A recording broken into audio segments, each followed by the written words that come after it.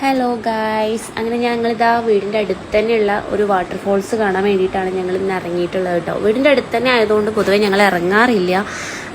പൊതുവെ അങ്ങനെയാണല്ലോ, നമ്മളെ വീടിൻ്റെ അടുത്തുള്ള കാഴ്ചകളൊക്കെ കാണാൻ നമ്മൾ പൊതുവെ കുറവായിരിക്കുമല്ലോ. പക്ഷെ ഒരു പ്രത്യേക അടിപൊളി വ്യൂ ആയിരിക്കും. നിങ്ങളെല്ലാവരും കണ്ടിട്ട് കമൻറ്റ് ചെയ്യണം കേട്ടോ, ഷെയർ ചെയ്യുക, സബ്സ്ക്രൈബ് ചെയ്യണേ. ഓക്കെ, അപ്പോൾ ഉണ്ണിക്കുട്ടനാണ് ഏറ്റവും കൂടുതൽ ആകാംക്ഷ ഉണ്ടായിട്ടുണ്ടായിരുന്നത്. അവന് വെള്ളത്തേക്ക് ഇറങ്ങിയപ്പോൾ കയറുന്നേ ഉണ്ടായിരുന്നില്ല. അങ്ങനെ ഞങ്ങൾ എല്ലാവരും, കുട്ടികളും മക്കളും എല്ലാവരും കൂടിയാണ് കാണാൻ വേണ്ടി പോയത്.